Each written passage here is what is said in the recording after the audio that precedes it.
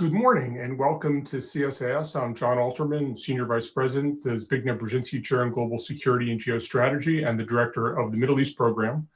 On behalf of the CSIS Global Health Policy Center, the CSIS Humanitarian Agenda, and the Middle East Program, I am delighted to welcome you to our discussion this morning with Lise Grande, the UN Humanitarian Coordinator in Yemen. For 2 years, Lise has held the job of UN Humanitarian Coordinator in Yemen, where she oversees the UN's largest emergency operation in the world's worst humanitarian crisis. She also acts as the UN Resident Coordinator, where she oversees and facilitates the work of 21 UN agencies working in Yemen. She's previously held leadership roles in many of the UN's largest humanitarian operations and peacekeeping missions, including in Iraq, which she started in 2014. She served for 25 years in field posts, including in India, South Sudan, and Democratic Republic of Congo. And she has been in Yemen for just over 2 years. I'm joined today by Steve Morrison, Senior Vice President and Head of the Global Health Policy Center at CSIS, my colleague, an expert on COVID-19 and the global health implications. So Steve, thanks for joining me, and thanks for joining Lise. Thank you. Thank you very much. Lise, you have a really vast array of humanitarian activities in Yemen, trying to help 28 million civilians, about 85% of whom are in need of humanitarian assistance. Could you give us an overview of what the UN is doing on the humanitarian situation in Yemen? Jon, thank you, and it's a pleasure to be with you. I'd like to thank CSIS for organizing this, and I'm honored to be on the same panel with Dr. Morrison. The humanitarian crisis is considered by the UN to be the worst in the world in Yemen.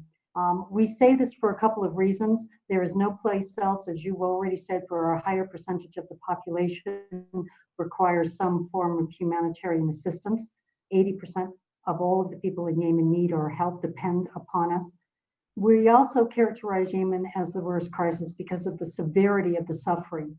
Literally half of the population, that's nearly 16 million people, are suffering from acute vulnerability. And just to put this into perspective, in most of the other major humanitarian crises in the world, the percentage of the population that would be in acute need would be somewhere around 10% or less. And in the case of Yemen, 50% of the entire population is in acute need. I think there are 5 key points when we describe the operation to bear in mind. First of all, as I said, it is the world's worst crisis.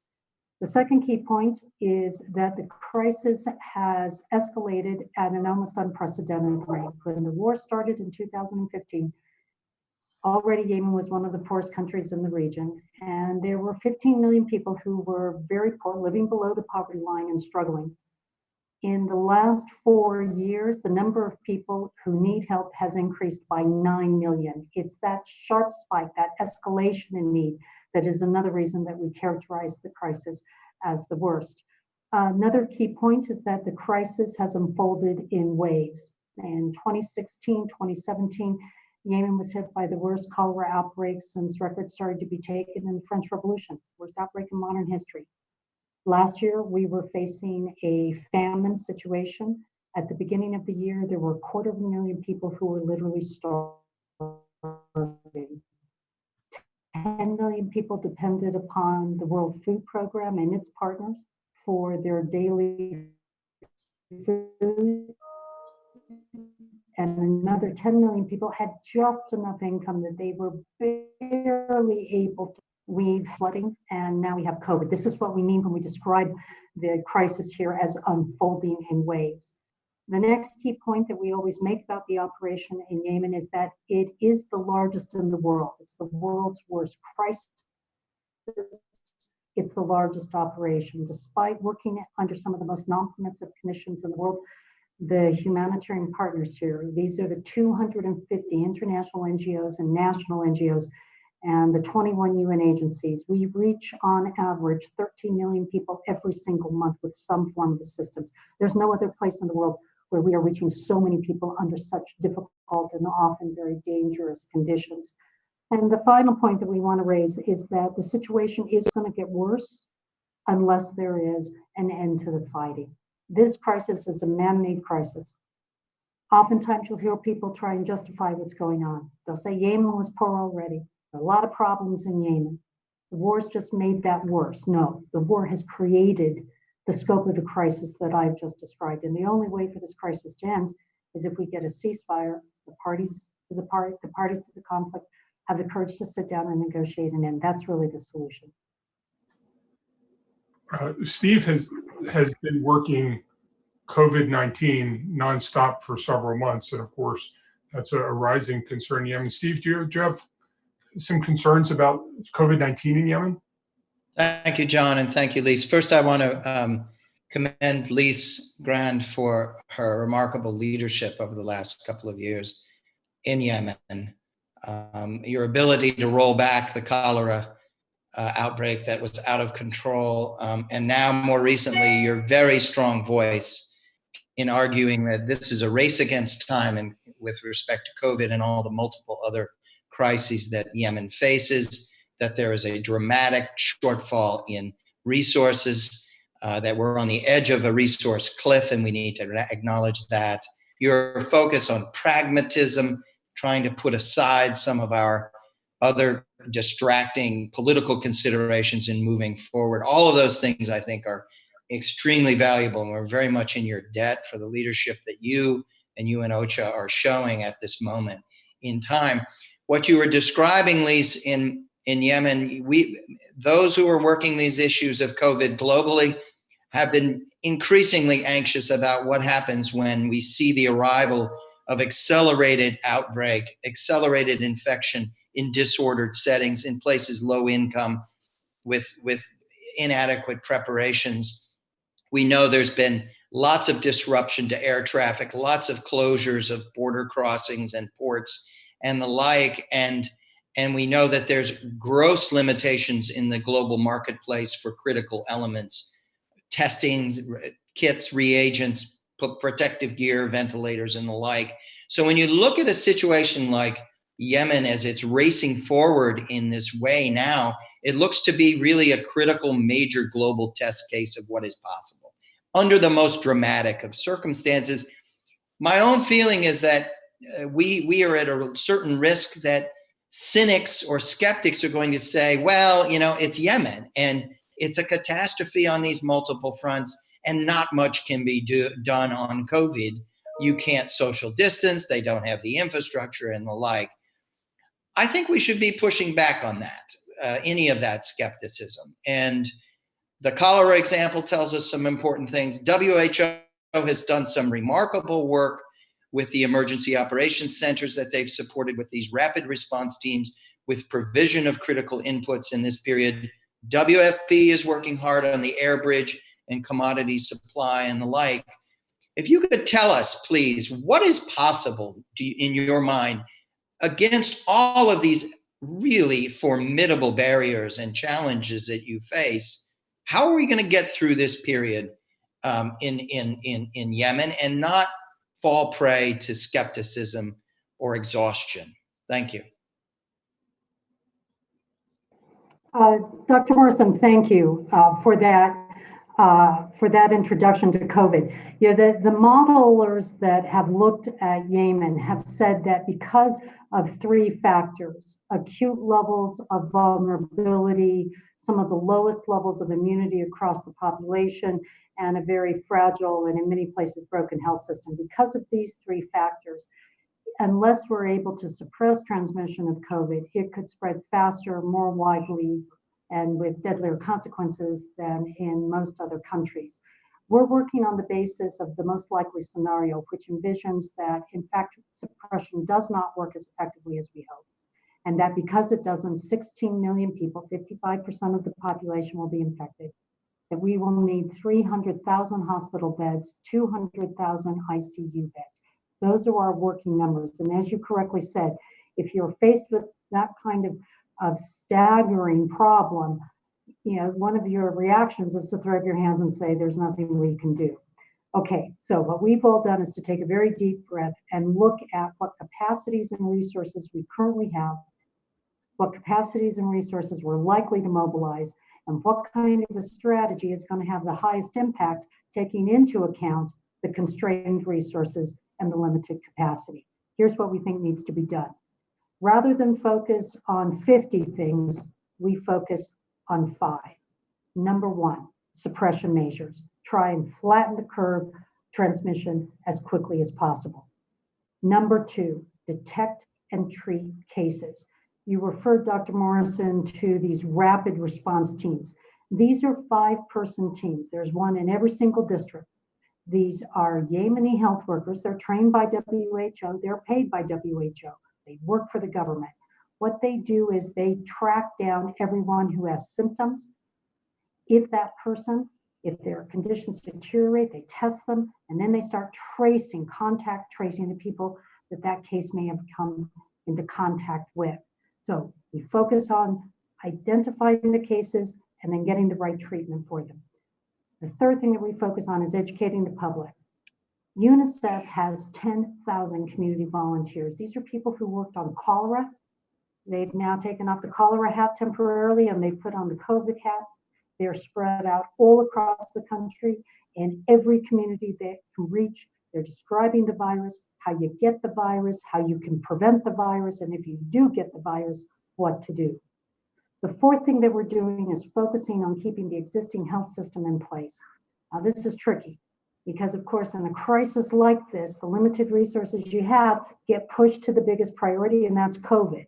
What we're trying to do is to protect the health system so that we can keep alive the people who have cholera, diphtheria, dengue, malaria, and other chronic diseases.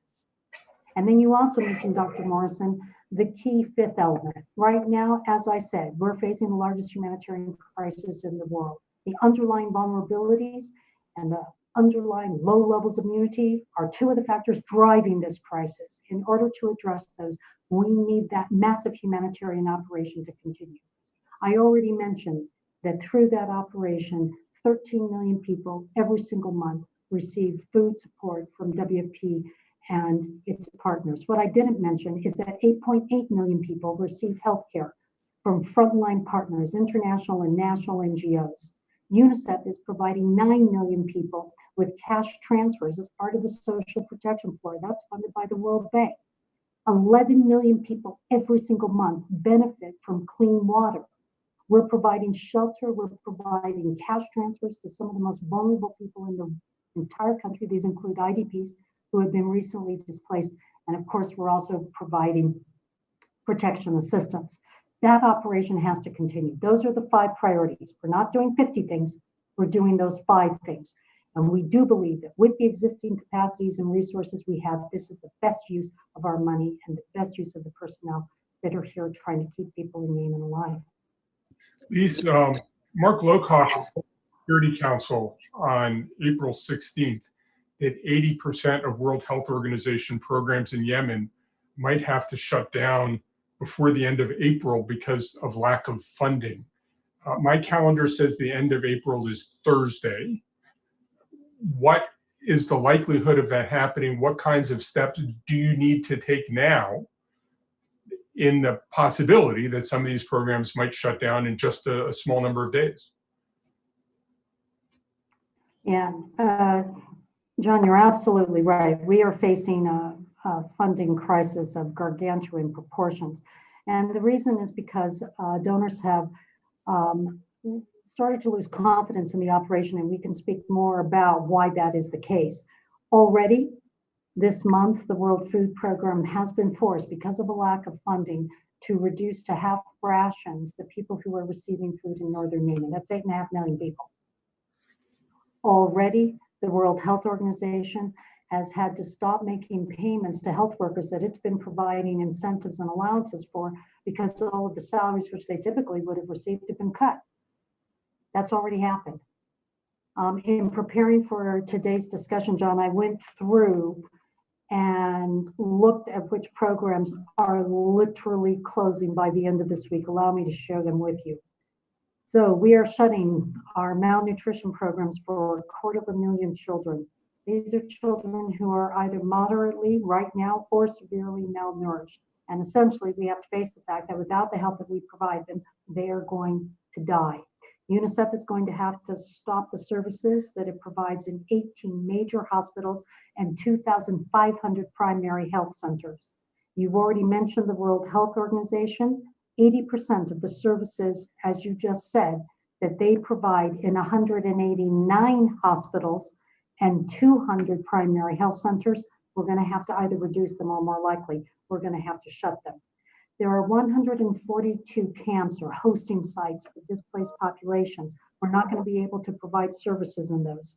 Our mine action programs are closing. Our protection programs are closing. Our reproductive health programs are closing. And the emergency distribution of the hygiene items that we need in order to suppress COVID are closing. It's all happening right now, literally as we speak. The reason? Donors have lost confidence. Lise, can I ask you, is this also a reflection of the overall global economic crisis that's accompanied the COVID pandemic, the coronavirus pandemic? Because here we have major donor countries themselves that are on their back economically and consumed with coping with this crises, the viral crises and the economic crises within their own borders. And so you're on the receiving end. This is a reflection to have Mark Lowcock come forward in his briefing and say, we are at 1/3 of the level we were last year. I.e. last year you were at 2.6 billion, we're 1/3. Maybe the Saudis come in with a major generous infusion of cash, but that still leaves a huge gap. So is this the world we're heading into on a humanitarian crisis? It's not just Yemen. This is a broader problem where we're going to see these shortfalls. Doctor, the first point I'd like to make on funding is that not only is the operation in Yemen the largest, it is the most expensive. And we have been incredibly fortunate for the last 3 years that more than 20 donors have provided unprecedented levels of support to the operation here. 3 years ago, they provided $1.7 billion. 2 years ago, they provided $2.6 billion. And last year, they provided a staggering $3.6 billion. The international community has not turned its back on Yemen. International donors have been there every step of the way in solidarity with the people of Yemen, providing support for what we do. What's happened in Yemen is a loss of confidence. And we need to be frank about what's driving this. What's driving this are the restrictions that are being imposed on humanitarian workers, mostly in northern Yemen. These restrictions are so onerous that we're not able to do our job in the way we need to do it. Humanitarian partners provide assistance in accordance with principles.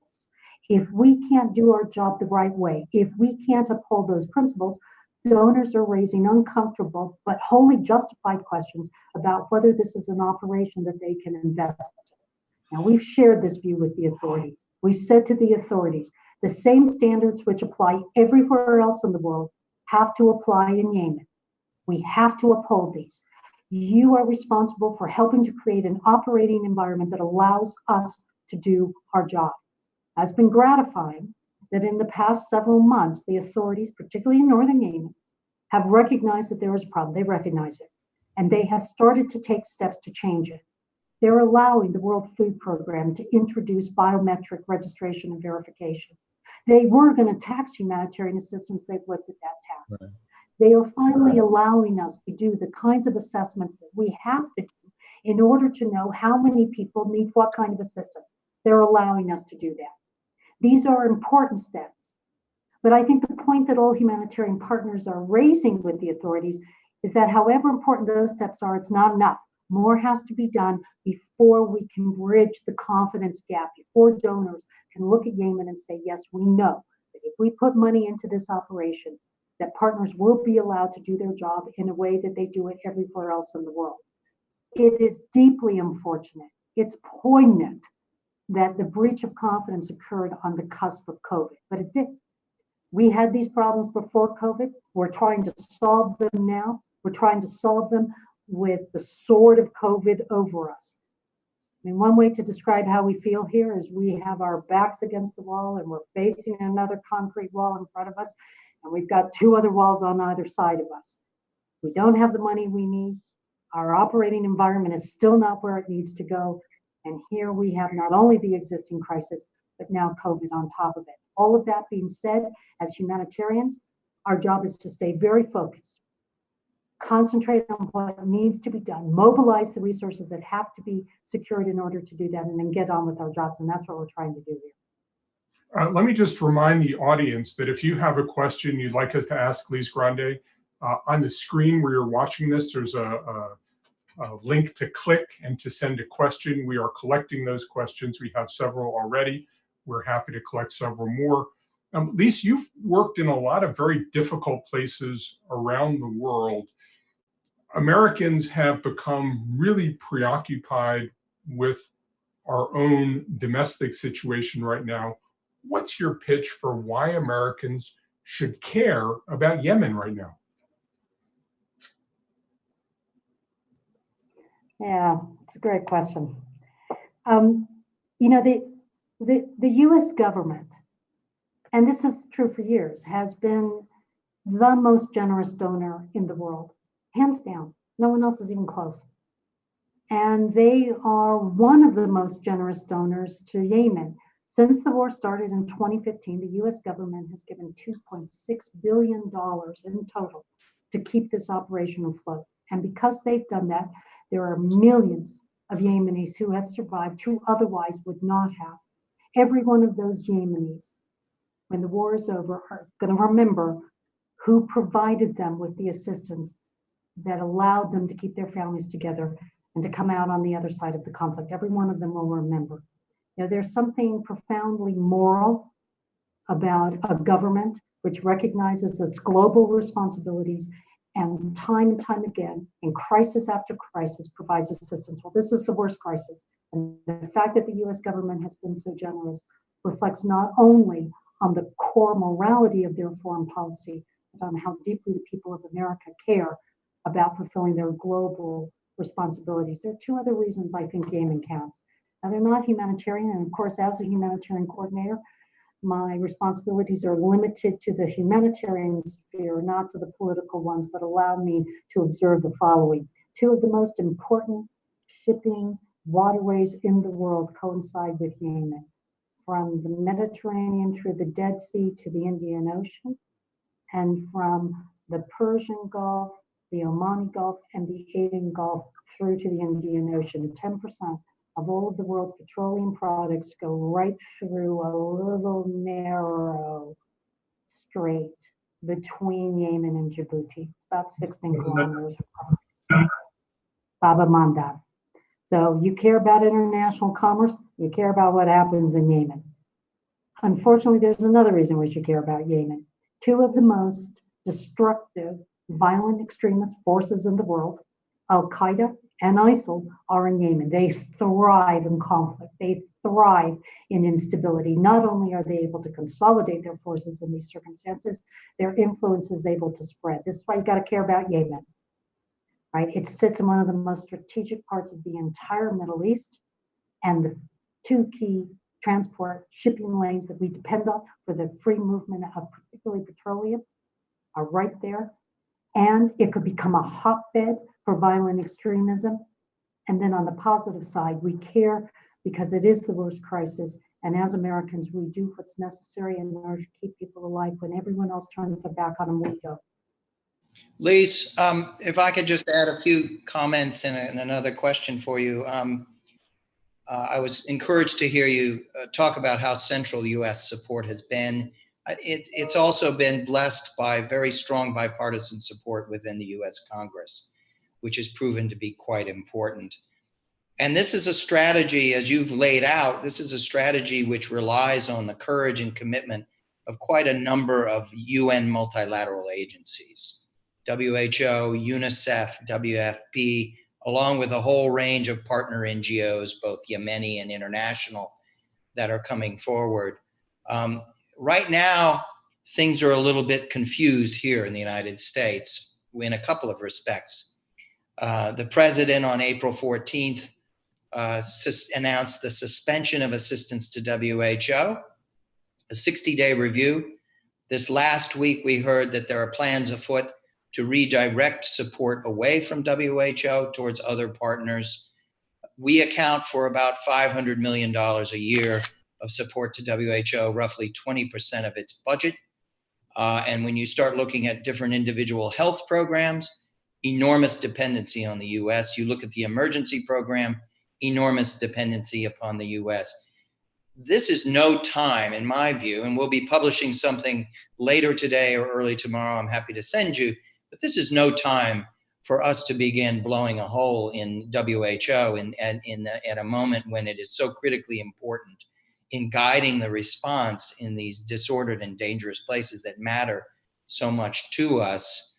Tell us a bit about WHO's role, and are we getting any clarity? It's a bit confusing here in Washington as to what the US funding commitments and strategy are. We're hearing reports that a generous package is in the works. I'm encouraged to hear that. There have been some suspensions of support to the North that stem from those concerns that you articulated about the conditionalities of the Houthis authorities over that. And that's not just a US concern, it's a concern shared by many different donors. That's not us operating any differently than other donors. But I do see the multilateral infrastructure as absolutely essential in getting through this next period. Without it, we cannot move forward. So what does it mean now if we're backing off supporting WHO?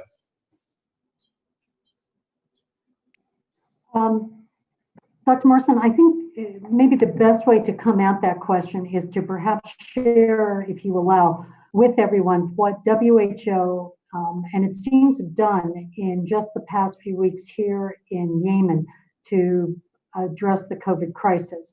As we've already talked about, they are training and funding 333 rapid response teams. Those are the people that go out, they find people who have COVID symptoms, they test them, they analyze, and then they do the contact tracing. Within just the next few weeks, the number of those teams is going to triple. There are going to be 999. WHO is making sure that happens. We've already talked about the fact that the authorities in northern and southern Yemen have identified 37 COVID-specific hospitals. In these hospitals, there are dedicated isolation wings for the people who are most severely impacted. These are the people who are infected, who are not going to survive if they're not in an ICU bed with a ventilator.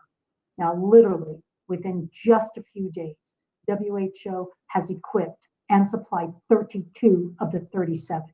They have upgraded 7 of those isolation units, and we have contracting teams that are out there right now that are upgrading all of the other 30 isolation units, and within just a few days, all of those will be ready. WHO did that.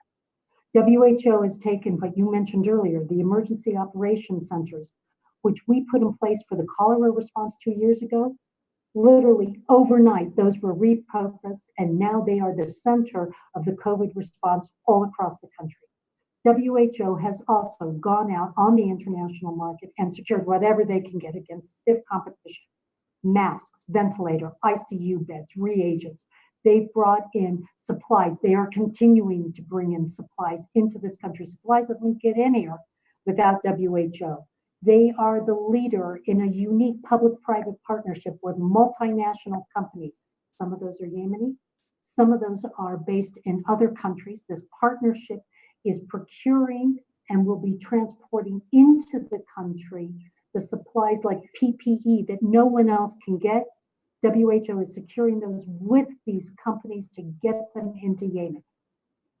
You know, let's be frank, no one else could do that. And on top of that, WHO is setting protocols, training health workers. It procures the medicines that keep millions of people alive. I'm reading from a list. It procures the equipment that runs the hospitals and the health clinics all over the country. It pays for the health workers and the fuel, which is required to keep the health centers and the hospital opens. It helps runs the vaccination campaigns with UNICEF and the cholera centers that keep people alive. I think we have to be frank that at least in the case of Yemen, there is absolutely no other part of the international system which could conceivably substitute for what WHO does.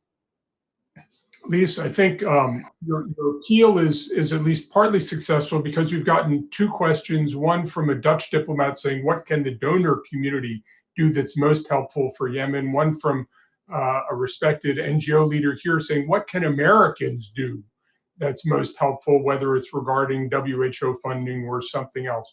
What's your charge to people who want to be helpful? How can they be helpful in this really awesome set of challenges? Jon, thank you. And thank you to the colleagues for raising those questions. I think right now, with us facing this fiscal cliff, with these programs, these malnutrition programs, these food programs, these protection programs and shelter programs that are closing literally as we speak, extending to the NGOs and the UN agencies what we call Lifeline Funding. This is funding that allows us to keep our doors open while we continue to work with the authorities in Northern Yemen to ensure that the operating conditions we need are in place. Lifeline funding lets us keep the programs going while we keep working with authorities to make sure that the minimum conditions, which are in place everywhere else in the world so we can do our jobs, are in place here in Northern Yemen. When those conditions are in place, then of course we're going to be saying to all of the donors, please step up. You've been generous for 3 years. Let's not turn our back on the people of Yemen now. We're standing in solidarity with them. And to do that, we will need funding at scale. But what's the priority is now is the Lifeline funding that allows us to keep our doors from closing. I think for Americans, again, there is no other country that over a longer period of time has given more generously to every crisis in the world than the US government. To insist that the US government continue to play that role, I think is really at the heart of the humanitarian agenda right now. We have a couple of people, somebody from the International Crisis Group and then somebody from Samaritan's Purse, who asked about the Southern Transitional Council's decision over the weekend to deal with COVID-19 differently. Could you explain exactly what that means for your work and how damaging is it to the work you're doing?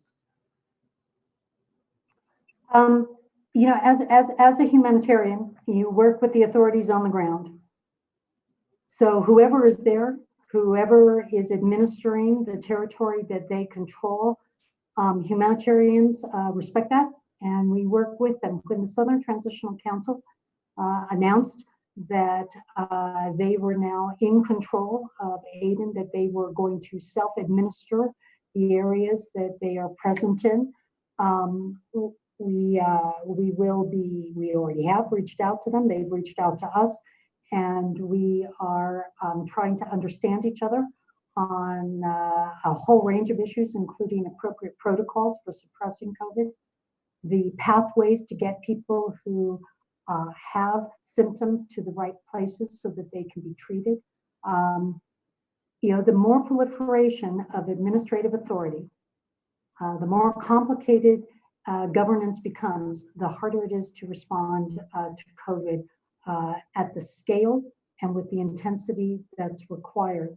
I think that the fact that our very exceptional special envoy, Martin Griffiths, who is working around the clock to try and bring the parties together to respond to our Secretary General's call, who when COVID started said, can belligerents all around the world please put down their guns, stop fighting each other, and can we all unite to fight this unprecedented pandemic? So in response to that call, our exceptional special envoy has been trying to bring the parties together. And the first thing on the proposed agenda for the discussions is a joint COVID operations center where everyone will be working together, all belligerents, all of us will be working together. That just shows how important it is to have a coherent, consolidated, focused response. The more proliferation there is, the harder it is to achieve that. And I think the new developments in the South are very worrying, precisely because they point to a proliferation rather than a consolidation of effort. And along those lines, related perhaps, we have a note from a professor at Princeton who asks, is the growing amount of foreign aid in Yemen merely prolonging the war by creating a profitable wartime economy? that's a problem humanitarians deal with all the time. Is there anything different about Yemen? Is there anything you found successful or things you have to change in Yemen to get out of the problem that Chatham House wrote about 6 months ago, that you do have these very active wartime economic networks that become self-sustaining and support themselves on the continuation of conflict rather than alleviation of it, which is what you and the donors are trying to do? Yeah, you know, it's a profound question. It's a very important question. And I hope that what I'm going to say isn't misunderstood, but for a humanitarian, it's actually almost a deceptively easy question to answer. Humanitarians are there to keep people alive, regardless of what the economic forces are at play, regardless of the belligerents, regardless of political factors. If you are a humanitarian, your job is to do everything you can to make sure that people survive. That's what we do, regardless of the context in which we find ourselves. However, it is absolutely clear. This is the 12th major war I've worked on in a very long UN career. I haven't worked in one war that's clean. Not one. Not one war where there wasn't a war economy, where belligerents were not profiting from what was going on, where economic distortions were not imperiling the lives of hundreds of thousands, millions of families. This is what war is about, and that's why the work that humanitarians do is so important. Now, have we prolonged the war? No, belligerents prolonged the war. People who took up the guns and who are refusing to find a political solution, they're the ones who are prolonging the war. We're the ones who are giving people a chance to survive. Now, what do we do in a context like this? Because the caller correctly pointed to the fact that we are working in an exceptionally high-risk environment. There's no question about that. And very often humanitarians will assume extreme levels of very high risk because we're trying to save lives. Now, in the case of Yemen, what has happened is that the restrictions which have been imposed on us have increased our level of risk to the point where we must ask ourselves whether we can deliver assistance, continue to do the kinds of work that we are doing at the levels we are doing it with the risks we are facing. In some cases, I have to be frank, we're saying, no, we can't. When we do that, we calibrate our programs, we step back and we reduce the amount of assistance that we are providing until we can manage the risks that are associated with this. Now, many of these risks are directly related to the war economy, to people who are trying to interfere with our procurement processes, related to the diversion of our aid. These are risks which are unacceptable. And when we face those and we can't mitigate them, then we do step back. Now, very often what we'll do is just step back for a limited period of time until we can make sure that the right procedures are in place. Let me give you a real-time example, a situation that we just solved in the last few days. In addition to the 333 rapid response teams on the health side, we have another 333 teams that are rapid response teams that focus on water and sanitation. Now, we were having a problem with the payment modality for those 333 teams. We weren't sure that the payments to the people who were doing the work were actually reaching them.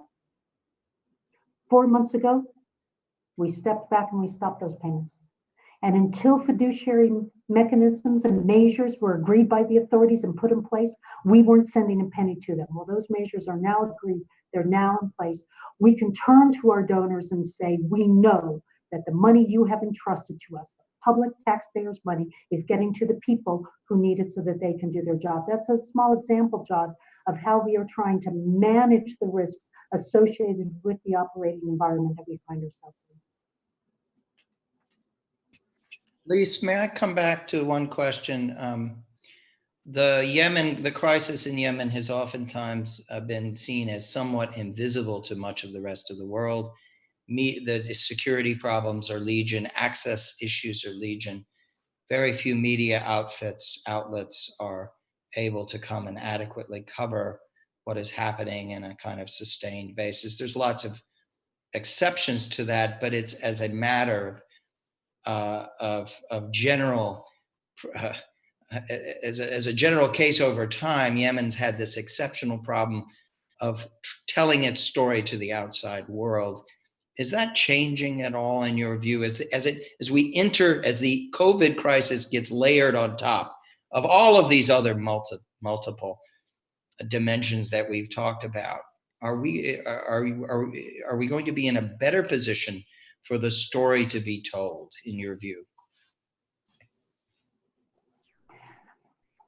You know, it's a very important question. How do you tell the story of a place like Yemen where absolutely everything is going wrong and has gone wrong for years, where the suffering of millions of people is so great and so deep? Every single family in Yemen has been impacted by the war. How is that story told? The story is sometimes told when something very dramatic happens. For example, when belligerents will close the one single port that is the lifeline for all of northern Yemen. The story gets told when an airstrike hits a bus of school children and scores are killed instantaneously. It gets told when we're no longer able to deliver assistance, food assistance, because of the restrictions, and this will make international headlines. You know, it gets told in bits and pieces. I will say this, that regionally, it gets told every day on most of the regional networks. So if you are sitting in the Middle East and you turn on the television or you open the newspaper, during the course of the week, you will see Yemen mentioned 5, 10, 15, 20 times. In the international media, we get the kind of attention I described when something absolutely horrible goes wrong. You know, for those of us who have worked in the UN for a long time, we all know that there are really two ways to tell our story: stories of despair and stories of heroism. Stories of despair are when you arrive in a remote area of Yemen right now and you go to the health clinic and there's no ICU capability and there are no ventilators and there are no reagents and there's no testing kit and the health workers haven't been paid and people all around are starving and need support. That's a story of despair. I cannot tell you how many times during the course of the week we have that story to tell. And then there are stories of heroism. When an international NGO or a national partner reaches that remote village and overnight is able to get that health post open and helps to find the health workers and support them that can do the job, that's a story of heroism. In Yemen, there are as many stories of despair as there are of heroism. But of course, we're asking the international community to do is to stand with the people of Yemen so that we can keep the ledger on the heroic side. Do you think that we're going to see much more emphasis in Yemen upon community mobilizations in this period? Because, I mean, you can point to cases like the Democratic Republic of Congo and the Ebola outbreak and the many problems that were there that have been gradually sort of brought under control. Much of it had to do with listening and engaging with communities. And it seems to me in much of Yemen, the social distancing in rural communities is totally feasible. And getting communities rallied around this idea of protecting themselves will become quite important. Dr. Morrison, that speaks right to the third element of the very focused strategy that we were describing earlier. It's the element on community and public education. You know, I referred to the army, the UNICEF army of 10,000 people. These are community animators, facilitators, they're educators, people who all across the country are talking about the virus, what it is, how it's transmitted, how you stop transmission, and what you do if you're sick. In fact, UNICEF actually has 19,000 people who perform this function, but 9,000 of them were keeping on cholera and 10,000 are now working on COVID. I think you're absolutely correct to point to the impact that this kind of public education can have in stopping transmission and dealing with people who are actually infected. We know that if we're going to break this, if we're going to succeed, this is the core element. Lise, as a final question, we've had a number of questions, one from somebody with UNOCHA, somebody at Hopkins, and somebody who's a public health consultant in Yemen, all interested in this question of access. I mean, you've described a process which requires a lot of people to get out, to implement programs, to move around, to go to sites where there are problems. How does the spread of COVID-19 both affect the COVID-19 action plan, but also affect the other life-saving operations that you feel are necessary to carry out in Yemen? Does that create a tension? Is it a different kind of obstacle? You know, the colleagues who are pointing to the problems that we're facing in access are absolutely right to do so. And it directly relates to what we were describing as the highly restrictive, non-permissive operating environment that we are faced with in northern Yemen. At the core of that problem is our inability to get to the people who we need to get to help, to get there so that we can do assessments, to get there so that we can monitor our programs, to get there so that we can deliver aid in a way which is principled. Right? We're very upfront about these, and this is the heart of why donors have said we're losing confidence. We're not going to continue to invest in progress. Does the spread of COVID-19 of having areas with high levels of infection make it harder to do that? We believe it will. I mean, if you look at the way that authorities, and this is true in both northern Yemen and in southern Yemen, you know, the response of authorities is to clamp down. Nobody move. You're not allowed to go anywhere.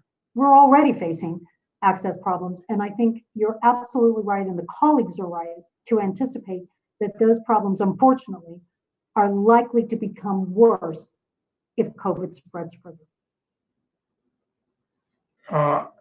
I think we're coming to the end of time. Steve, do you have any final question or thoughts?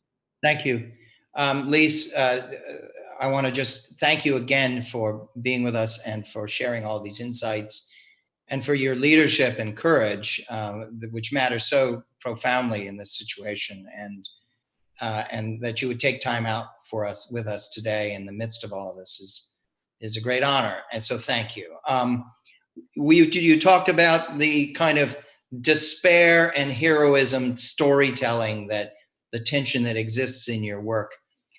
Maybe in closing, you could tell us, where do you find the greatest hope and strength to keep carrying on? Clearly, you're very determined, and you're not easing up at all in this moment in time. But where do you find the greatest hope and strength?